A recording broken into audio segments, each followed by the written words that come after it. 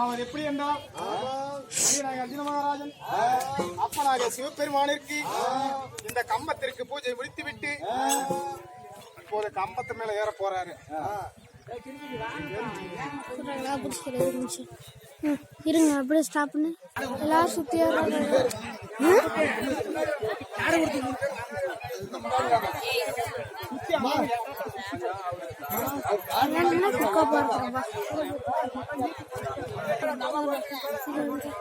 பூச்சி போட்டாங்களா அவங்களே செல்வி ஏய் படு நீ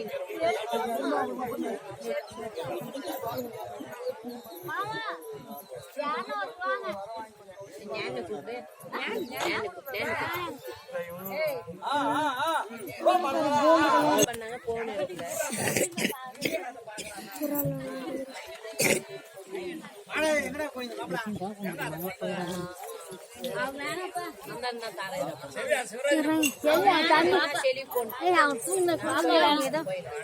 பூஜை பண்ணிப்பாங்க உனக்கு இதானே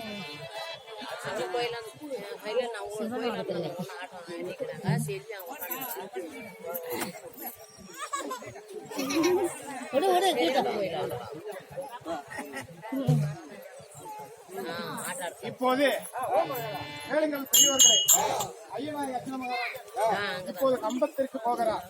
அப்படி கம்பத்திற்கு போகுவதா இருந்தாலும் நீங்க பெரியவர்கள் எல்லாம் எனக்கு உற்சாகமாக ஜோராக கோவிந்தா கோவிந்தா வென்று கரவாசையோடு என்னை கம்பத்திற்கு வருகிறா.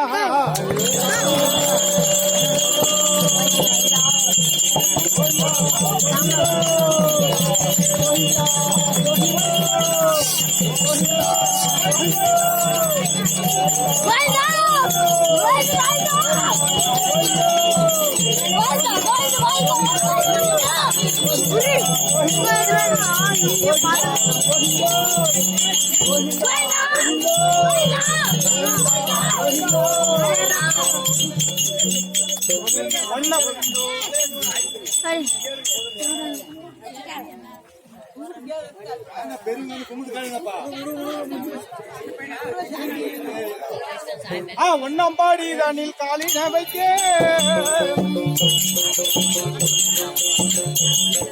ஒன்னம்பாடி தானில் காலின வைக்க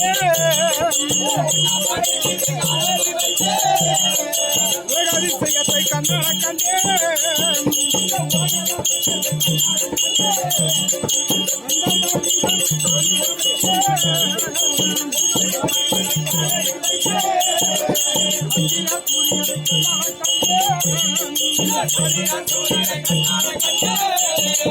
முதம்படிதானே காலில வைத்தே மூர்த்தி தேவரை கண்ணால கண்டே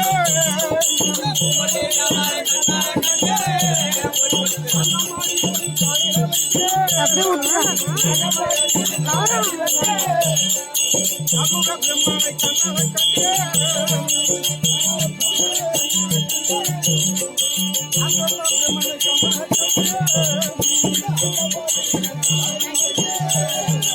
அரகாரா வென்றே புதியத்திலே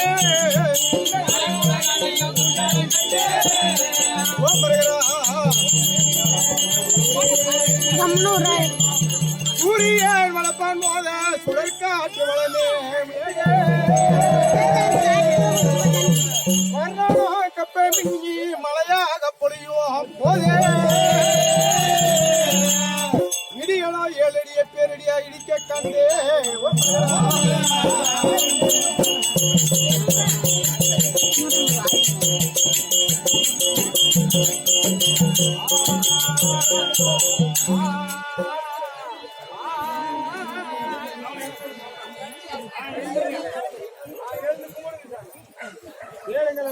பெரியவர்களே தாய்மார்களே நாடக கலா ரசிக பெருமாள் ஏமா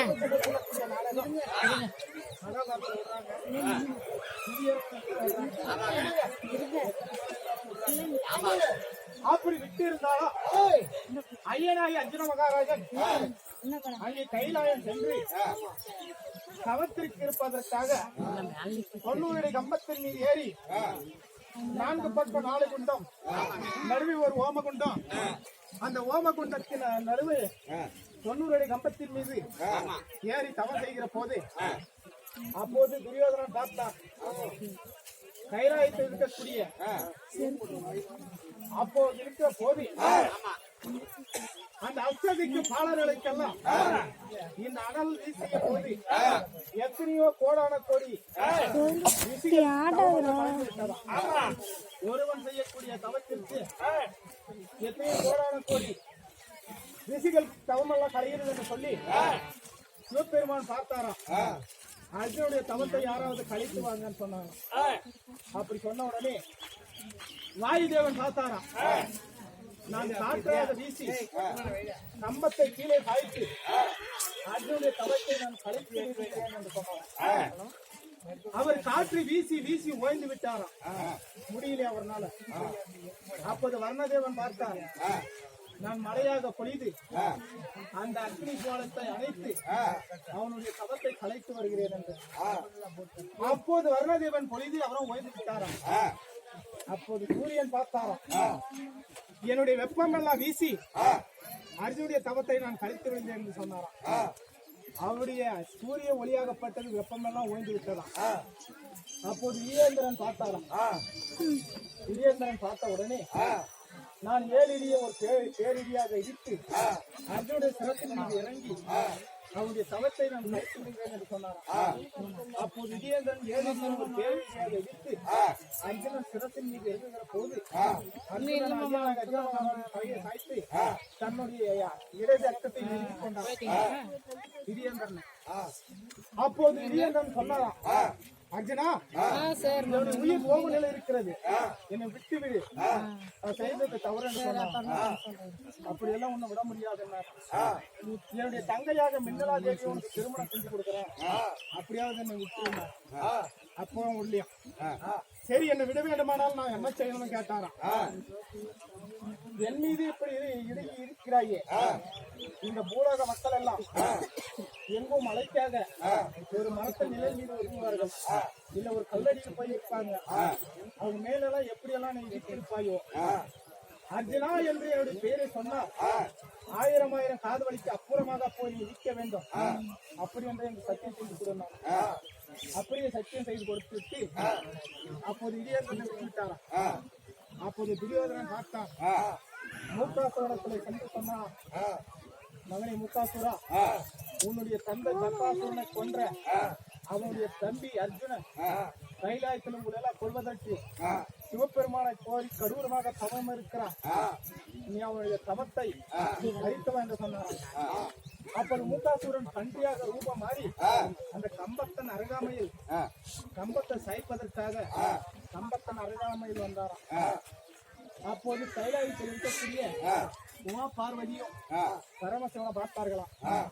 இப்படி நம்மை கோரி கடூரமாக தவம் இருக்கிறான் அர்ஜுனன், அவனுடைய தவத்தை அழைப்பதற்காக மூகாசுரன் பண்டியாக போகிறானே, இவனை விடக்கூடாது என்று சொல்லி பார்வதி அம்மன் ஒரு வேடுத்தையும் பரமசிவன் ஒரு வேடுவனாகவும் பன்றியை துரைத்துக் கொண்டு வந்தார்களாம். அப்படி பன்றியை துரைத்துக் கொண்டு வருகிற போது அப்போ கம்பத்தன் அருகாமையில் வந்து அந்த பன்றியானது அபியம் அபியம் என்று சொல்லி கம்பத்தன் அருகாமையில் இருந்துவிட்டாராம். அப்போது பார்த்தார், அடே வேடர்களே, என்ன என்று தெரியாமல் நான் சிவபெருமானை கோரி கடுமையாக தவத்தில் இருக்கிற போது தவத்தை கலைப்பதால் போல இந்த பண்டிகையை குறைத்துக் கொண்டு வருகிறீர்களே, அப்புறமா சென்று விடுங்கள் அப்படி என்று கேட்கிற போது அப்போது வேடுவன் வேடுவிச்சு சொன்னார்களாம், அதே அர்ஜுனா, எங்களை எல்லாம் குறைச்சிட்டு அந்த பண்டிகை நீ எடுத்து போயலாம் பாக்குறியா அப்படின்னாங்க. ஈரக்கூட வேடர்களை இங்கிருந்து போயிருங்க, இறங்கி வந்தா என்ன செய்வனே தெரியாத நேரம்.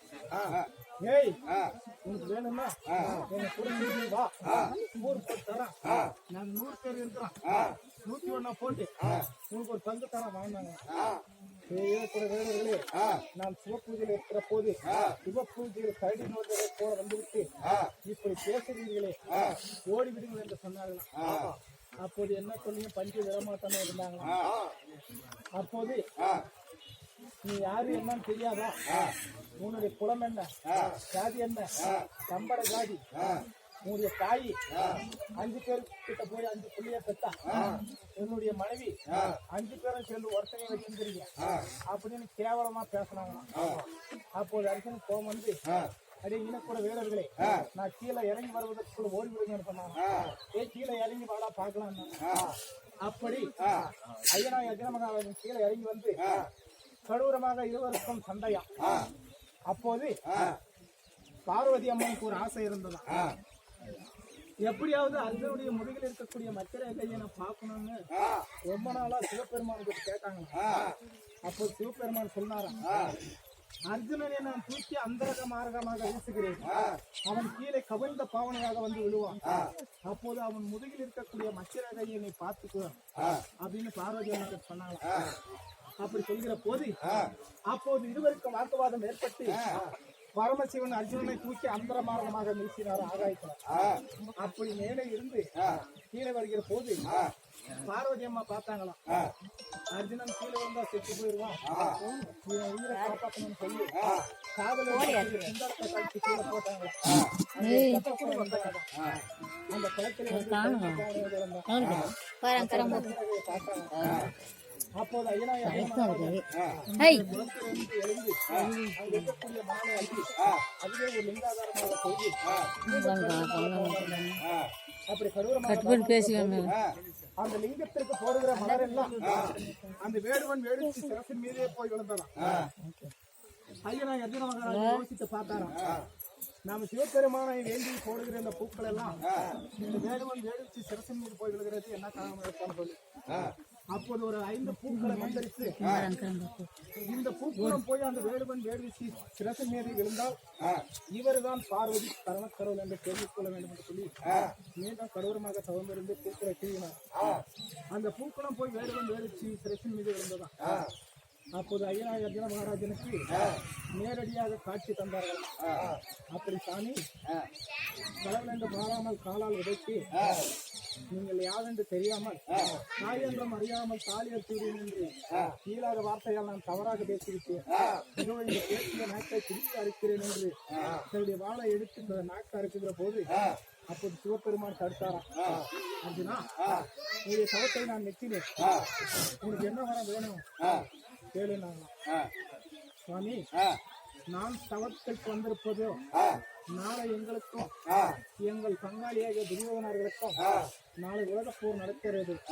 அந்த உலக போர் முனையிலே நாங்கள் வெற்றி பெற உங்கள் இடத்தில் இருக்கக்கூடிய 5 முக பாசபதார்த்த கனையும் இந்த விலாங்கன் என்று சொல்லக்கூடிய வில்லையும் எனக்கு மனமாக தர வேண்டும் என்று கேட்டான். அப்படியே தருகிறேன் என்று கொடுத்தாராம். வருகின்ற வழிகளிலே 7வது வனத்தில் வருகிற போது யாழக்கண்ணி பெண்ணானவள் இந்த போய் வர முறை என்னுடைய இளமை இப்படி இருக்கிறது, என்னை வந்து திருமணம் செஞ்சுக்கணும்னு சொன்னால் சத்தம் வாங்கியிருக்கிறார். அவளுக்கு 8வது வனத்தில் வருகிற போது